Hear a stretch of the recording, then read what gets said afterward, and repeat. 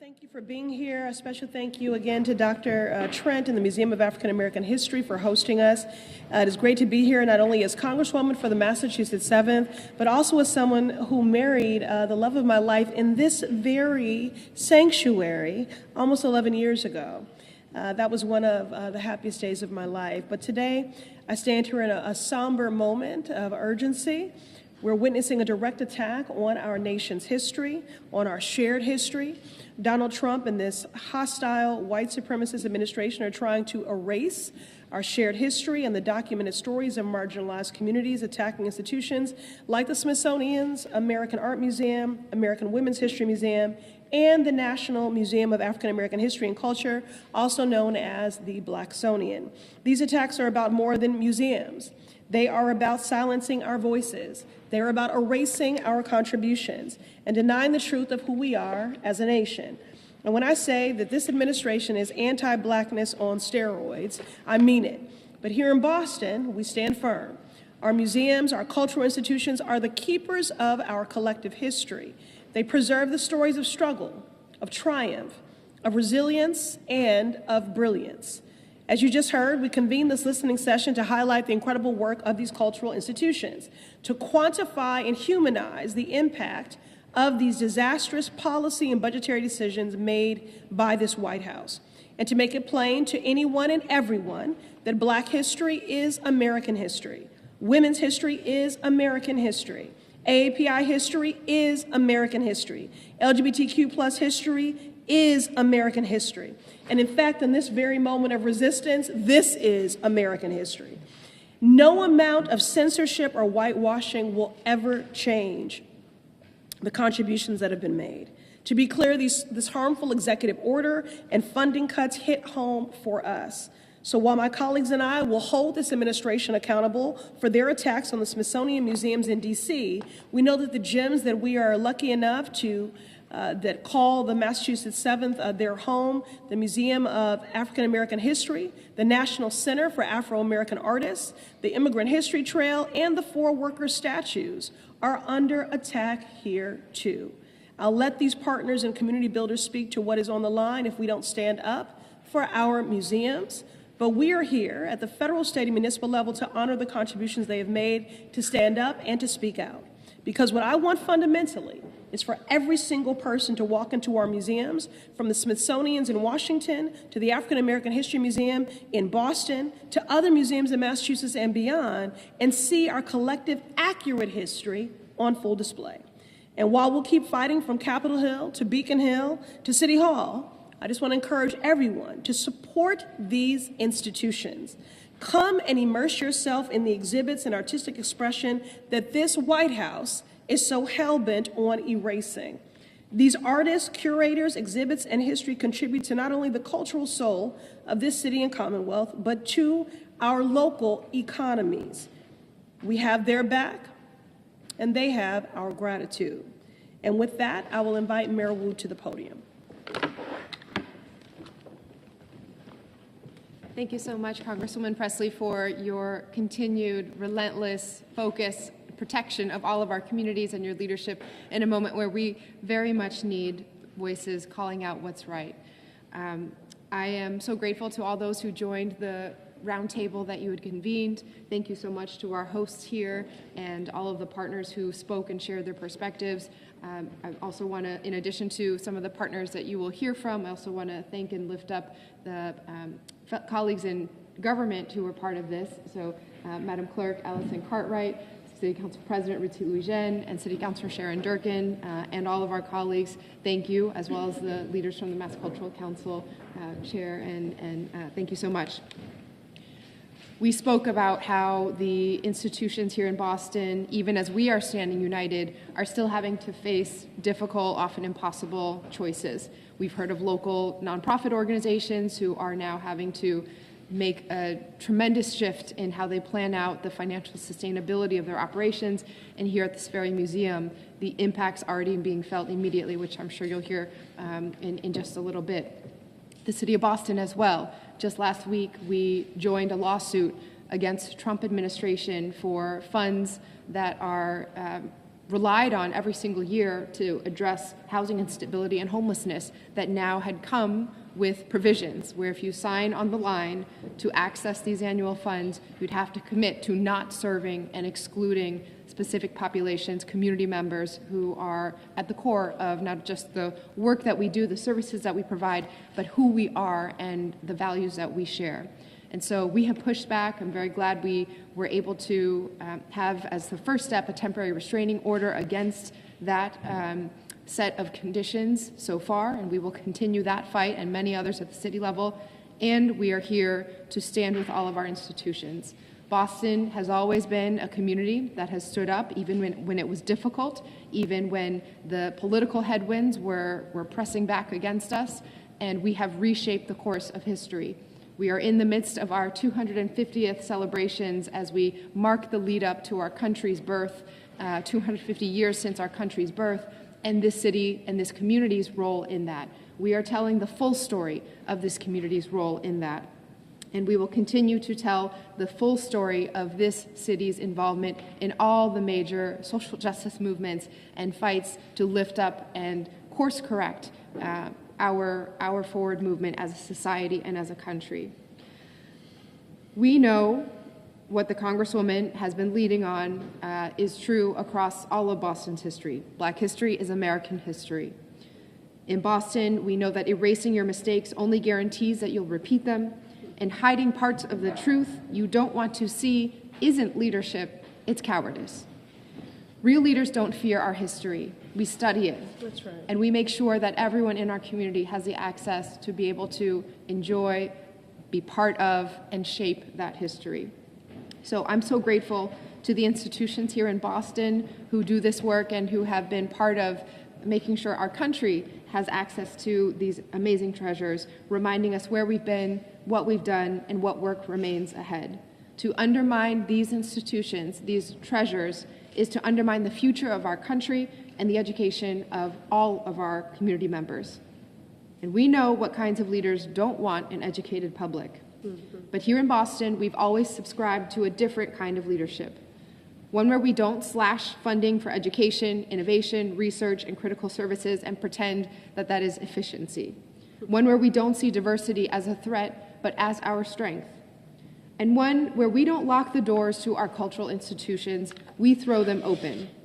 So thank you to Dr. Noel Trent and the entire team at the Museum of African American History for being a part of our Boston Family Days program. As a reminder, this upcoming Sunday is one of the days where any child, any student growing up in Boston can come for free to this very institution and many of our treasures across the city for free with guests, family members, loved ones.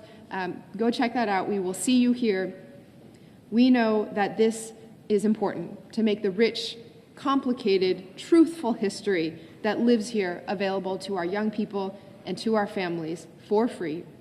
I want to thank the Congresswoman for bringing us together. I want to thank everyone who has been standing up in this moment and everyone who has been making it a little bit easier for all of us to stand up collectively. Erasing the contributions of women, of immigrants, of the Black community is to erase our city's history, our country's history, and our shared future. And as you heard from everyone here today, we are not going to let that happen. So it is my deep honor to pass the microphone over to our host for today and a leader who has been standing strong and making sure that we are on the right path. Thank you so much, Dr. Noel Trent. Thank you so much, Mayor Wu, Congresswoman Pressley. I'm Dr. Noel Trent, President and CEO of the Museum of African American History, Boston and Nantucket. It's my pleasure to welcome you here to one of our 4 historic buildings, the African Meeting House of Boston, built in 1806. It is the oldest existing Black church building in the country. This building was largely built by and for African Americans. Cato Gardner, a businessman of West African origin, raised money for this building. And right now you're standing on the floorboards that are over 200 years old.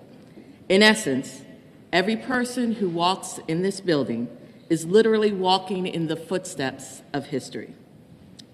So as many of you know, with the executive order released on March 27th, it appears to be a directive specifically targeted at the Smithsonian and the National Park Service. However, as evidenced by the previous executive orders on diversity, equity, and inclusion, and the Department of Education's letter regarding race in public education, the implications are far-reaching.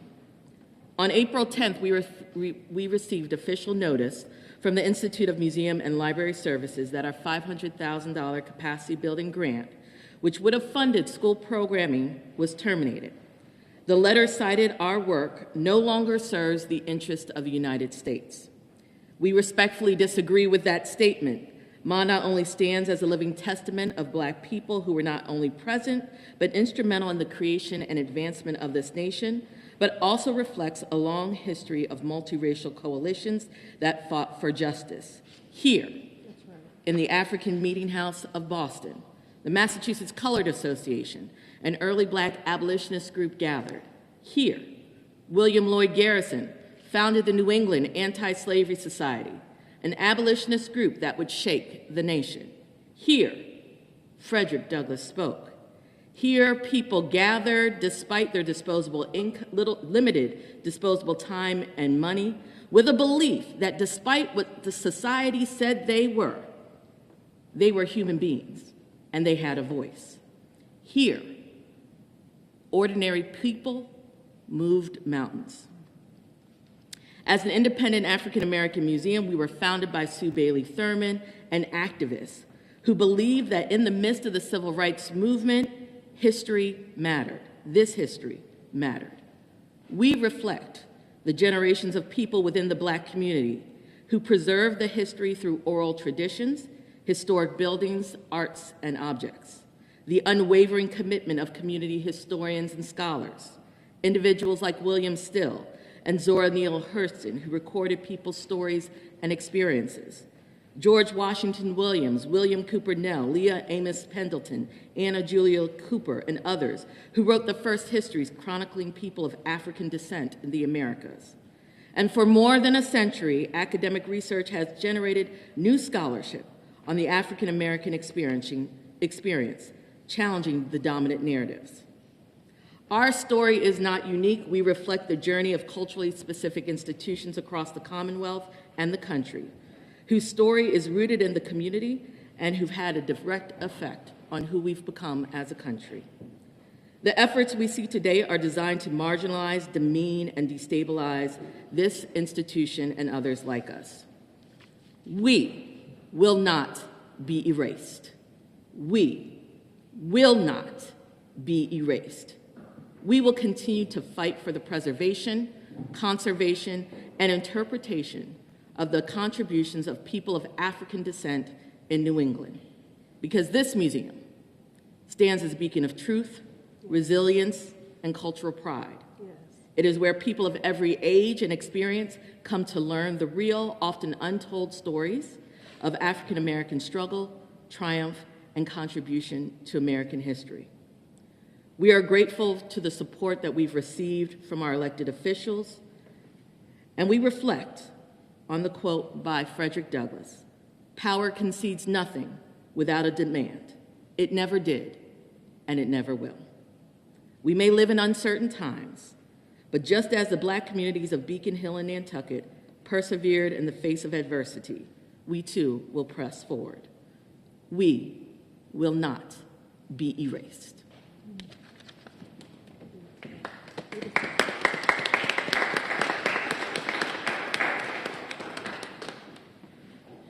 And I'm certain that someone will document that on this day, Friday, May 9th, that people came together in 2025 in resistance to the second occupancy of Donald Trump in the White House.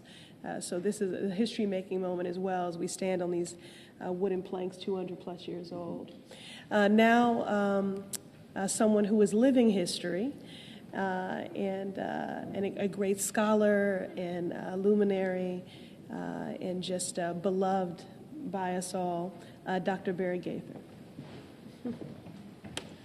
I direct the museum at the National Center for Afro-American Artists, and I'm very pleased to stand here in absolute solidarity with the Museum of African American History and with the entire National Museum community that addresses the history, art, and culture of Black people. I'm reminded immediately of a quote from Orwell, who said, "He who controls the future, the past controls the future." The meaning of that is what gets taught about yesterday is what our children learn in thinking about the tomorrow they will make. So if what's delivered to them is ignorance, then they cannot grow and express in their will the kind of future that ought to be theirs. All of us who are in the museum business are in the business of shaping futures because we use material of yesterday, but we mold it for the benefit of children tomorrow. And that common effort is the hope that we have to make a world different than the one that we're in at the present. So it matters that you've taken the noble act of bringing us together and allowing us to stand together and say we are one in addressing the mission of making a tomorrow that's worthy of our ancestors. And with that, we need to all commit to finding the resources and the support that will allow the sustained community of national museums that address Black history and subject matter to continue to make the vital contribution that we're making and to, in fact, make real that we don't submit, that we don't bow, that we go forward heralding the truth. Thank you, Dr. Grayson. Thank you. Lydia, from the Chinatown Community Land Trust, Lydia Lowe, who also joined us at the roundtable. I was really struck by the, Dr. Trent pulling out that particular piece of the executive order that said that institutions like this are no longer in the interests of the United States. It is such, so much the opposite. And I think that it's so important to me personally as an Asian American that it was only through learning about Black history, it was only through learning about the Civil Rights Movement and the Black Power movement that I came to see myself as part of the American story. And so it's so important for all of us in this moment to really understand that, this is what, and I'm honored to be part of the Boston Commemoration Commission. Thank you, Mayor Wu, for appointing me. And because, we're saying that in this moment of the 250th anniversary of the American Revolution, that this is a time for us to expand that story and really understand what are the untold stories of American history. So for us to be instead hearing from our administration, it's not our administration, but the administration, that this is a moment to be cutting back and not telling the truth anymore, it flies in the face of our ability to move forward as a country.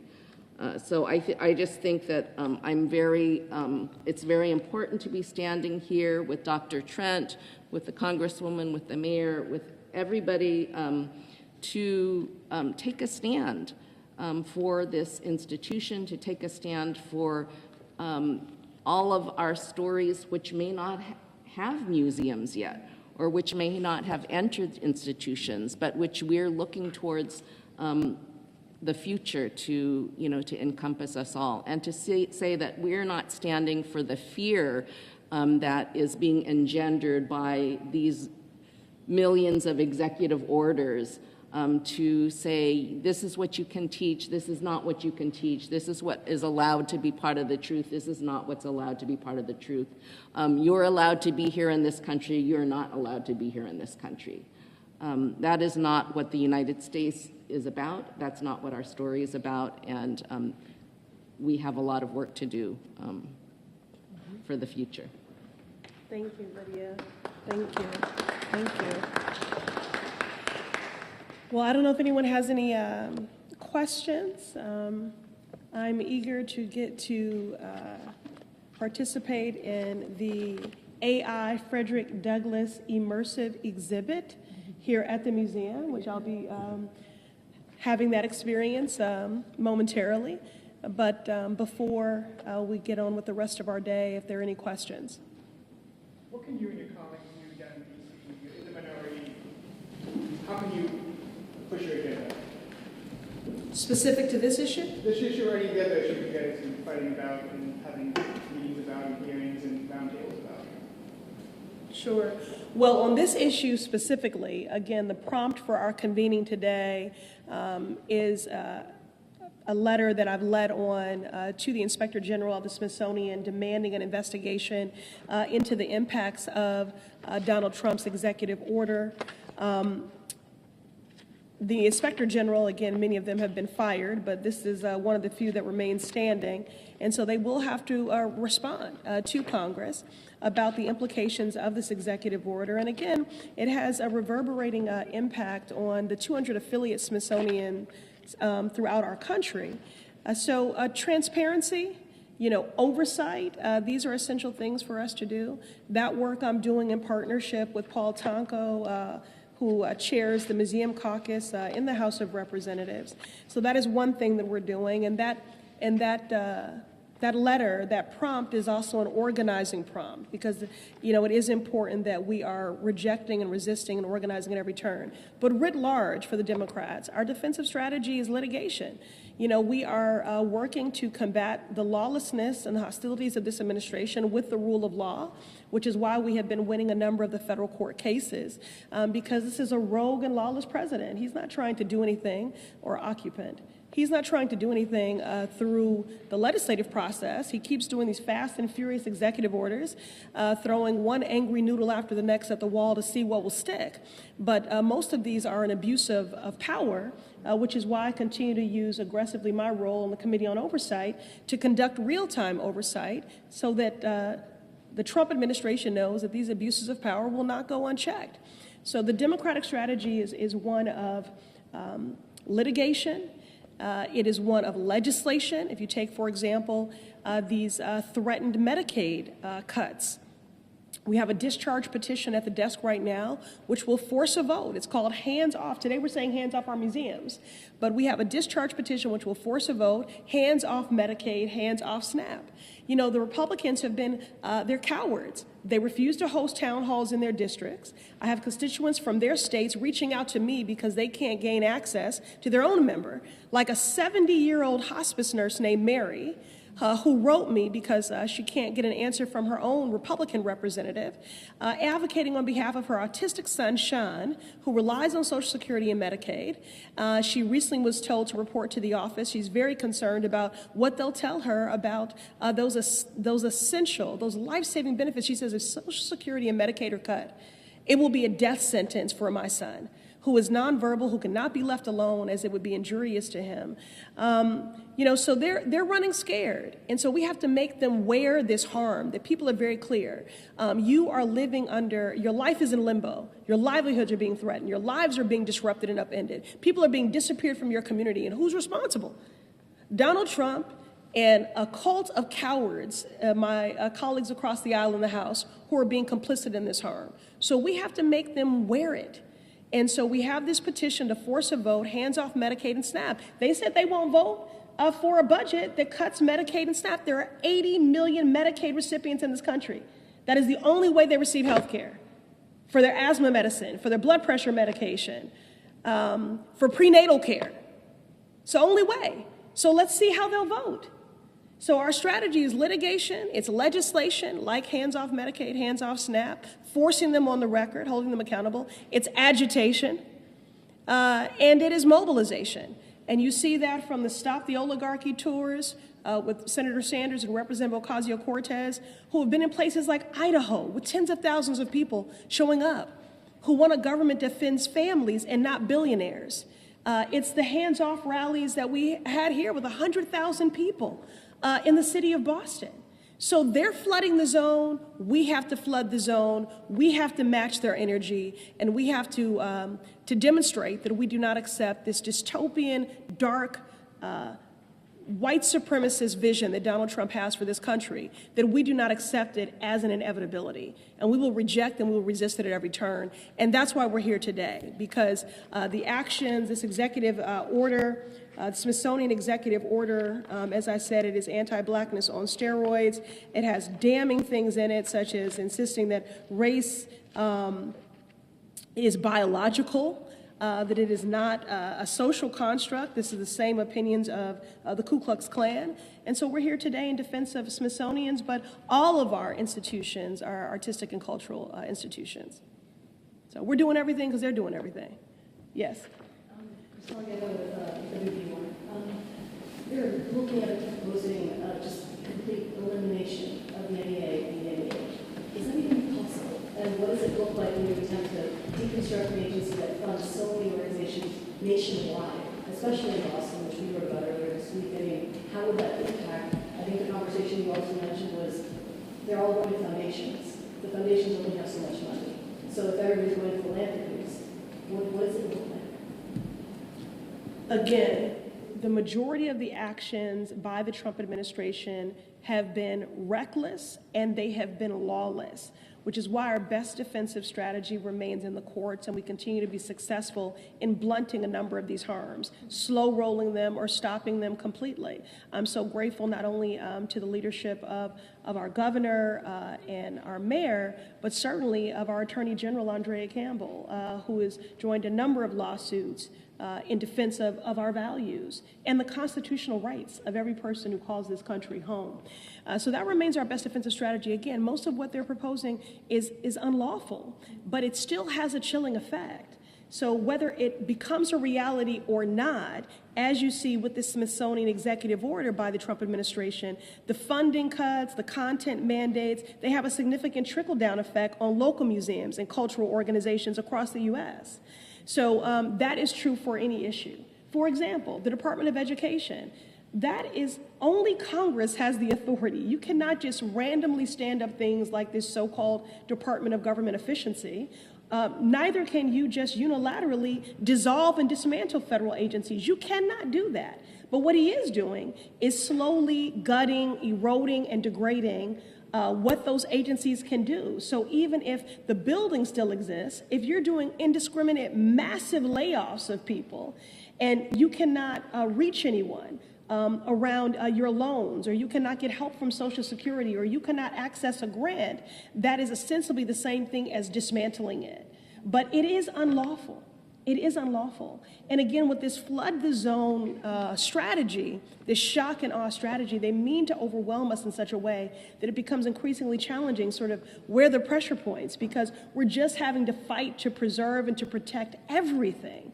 And as I said earlier, I do not think that this is just a fight for how do we weather the next 4 years. This will dictate, determine, and shape the next 100 years. And so to that end, I want to say, this is not only the work of 200 plus people in a Democratic caucus in the U.S. House of Representatives. If this is going to determine the future for the next 100 years, this is the work of everyone. This is the work of any person of conscience who is afraid of being criminalized for suffering a miscarriage, who's afraid of being criminalized for reading a banned book, who's afraid of being criminalized for practicing diversity, equity, and inclusion, who's afraid of being criminalized simply for how they show up in the world.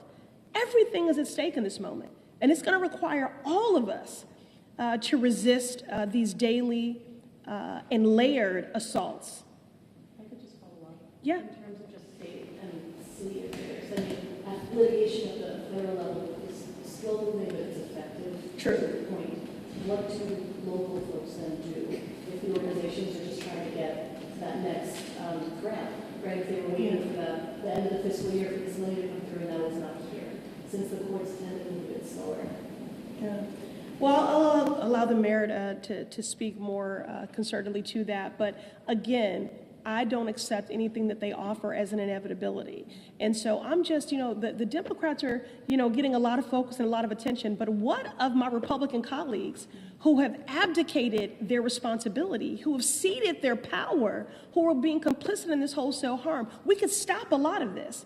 The Republicans only have a 2-person majority. So I'm just appealing to 4 Republicans of conscience. We can stop legislation to keep Elon Musk's grubby hands off your personal data. 4 Republicans of conscience. If we get 4 Republicans of conscience, we can stop Medicaid cuts. If we get 4 Republicans of conscience, we can protect our cultural institutions. So I would encourage people to lean on them, to demand and hold accountable all of your elected officials. And that includes my Republican colleagues across the aisle.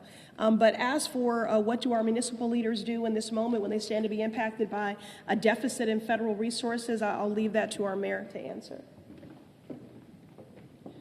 Well, we're not counting on any new grants from this administration. They've made it completely clear that they don't believe in government as a force for public good. They don't believe in public education. They don't believe in public health or science or so much of what Boston has stood for nearly 4 centuries at this point. We have, however, as cities across the country, through the census data and through congressionally appropriated funds separate from the ability of any individual with an executive order to remove, been relying on annual grants that are allocated directly to municipalities based on population and other factors like that. So the grants that we had received under the previous federal administration, we worked very closely and very thankful to our federal partners and our delegation for helping to codify those in legally binding contracts. So those would be solid. And again, there are still attempts to cancel and rescind and withdraw those, although they are against the law. The congressionally appropriated funds, we have similarly been going to court. And I mentioned one recently, the $48 million Continuum of Care grant. That is an annual way that we address homelessness and housing stability. And I want to thank the Attorney General also for having weekly huddles for municipalities around the Commonwealth as to what we're each facing and how we can collectively then be involved, get guidance on which grants to not apply for or how to read between the lines on different grant applications as we map out next steps. What is clear is that we cannot let the strategy of fear, confusion, divide us. That is, by design, the hope of, I believe, intimidating individual communities from speaking out so that they hope the next community will be the one to absorb the brunt of the impact. And conversations in this room over the course of history have taught us that now is the moment to stand up collectively. And so I'm so proud of not just our city and all the institutions here, but our representation at every level of government and our coordination across every coalition that we can build right now to say we are standing firm and we have each other's back because we're all experiencing the same thing. I wonder if any of our institutions want to say a word also on funding in particular. I'll defer to Congresswoman. What I will say is this. Right now, our cultural and arts organizations need the community's support. We are facing perilous times. We are facing unprecedented times. And so if you care about us, if we have any significance in your heart, then we ask you to support us. And that support can be making a donation, that can be becoming a member, that can be by attending one of our programs or visiting.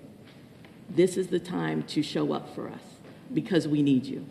We cannot do this work without you, and we're holding these art, this object, this history for you. So now's the time for the community to step up for us. It's a powerful and appropriate word, and the final thing that I would just add, building upon that appeal, because support is a verb. As we have seen with Harvard, I hope that courage is contagious and that the private sector and philanthropy will continue to do what Massachusetts, what Boston has always done, which is to lead, to be a pace setter. Because, yes, it's frightening to think about what can happen if you lead and what could be the blowback and what sort of retribution will this hostile administration project onto you. But it's more frightening to think about what we stand to lose if we allow them to pick us off individually. It's so important that we remain a united front in defense of our values. It's just really essential. So courage is contagious. And so what I would encourage people to continue to lead and to not retract your support, your investment, continue to be full-throated in your defense of our art and cultural institutions and to robustly invest in them. Thank you.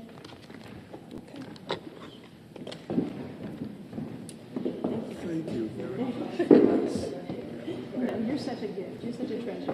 None of us want to speak after you say this. That's true.